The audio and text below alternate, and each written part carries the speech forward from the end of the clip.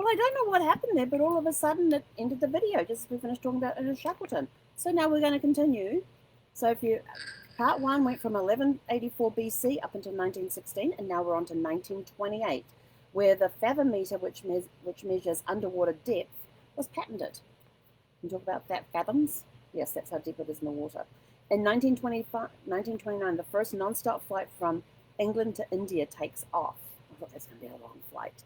In 1953, Winston Churchill was knighted by Queen Elizabeth II.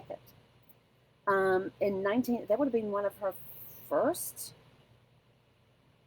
Yeah, because next year she celebrates 70 years on the throne. So that would have been one of her first ones within her first year. 2nd of February 1952 is when her dad died, which is when she became queen. So this would have been just over a year after she became queen.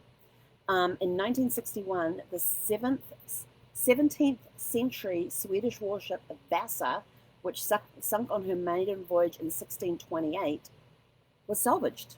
It's like, wow, it's still there to be salvaged. I mean, it's been down there since 1628 and they salvaged it in 1961. That's huge. Wow. In 1962, Massachusetts Institute of Technology sent a TV signal by satellite for the first time from California to Massachusetts.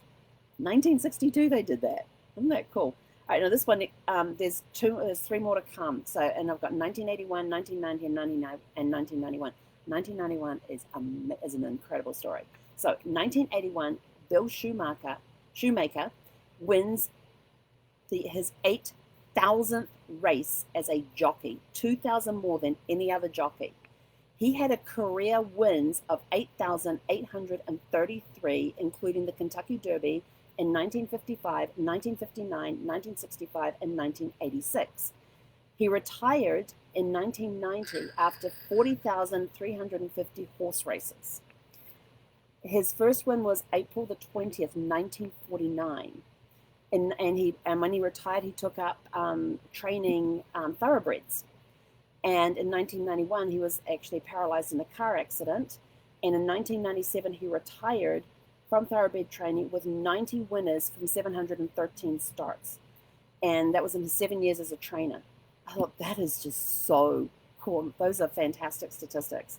I'm not a big horse racer fan. I just choose the colors that they're wearing, or I go by the horse's name. Ask my husband. Oh, actually, you can't. I won $93 one day because I wanted a boxy thing, and there's this boxy thing that you can do for $1 or $2, and so he wouldn't do the $2 one, but he did the $1 one because he said it was a stupid way to pick horses, and I was placing a stupid bet, so he did a $1 box thing, and I won $93 just by going by the names of the horses. In 1990, STS-31 launches. It was the 35th mission of the U.S. Space Shuttle program, and this one carried the Hubble telescope. Isn't that cool? It was in 1990. And this one here was a really, really cool story. And so we're going to finish with this one. In 1991, Corporal Freddie Stowers was awarded posthumous Medal of Honor, for which he'd been recommended in 1918, 73 years beforehand. He was the first African-American recipient of a World War I Medal of Honor. It was presented to his sisters by President George Herbert Walker Bush, and he also received the Purple Heart at the same time. What an incredible 73 years to get a Medal of Honor. And I was reading his story, and I thought, I cannot read this story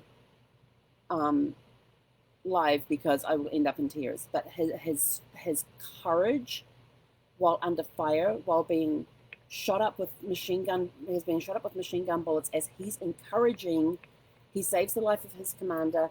They're going through these trenches and stuff. He's encouraging the rest of his team to keep moving. And meanwhile, he's been mortally wounded, and he ends up dying on that day. His story is incredible. If you please go look up his story. It's Freddie Stowers, and Medal of Honor winner for actions in September of 1918, and he was awarded on this day in 1991. His sisters were given his Medal of Honor and his Purple Heart that he got for his actions back in September of 1918. Incredible story. There's actually, I think it's called CMOH. Yes, CMOH. .org, I think it is, and that's the Congressional Medal of Honor, and it's got every Medal of Honor winner in there and their stories, and they are just amazing, incredible stories. So if you want some true inspiration of true heroes, go have a look at that website and just read through some of the stories and some of the things that that our military have done that they then got awarded with the Medal of Honor. Some people, some of the recipients, especially those that were living, some of them really just don't want to recognize that they're a Medal of Honor winner.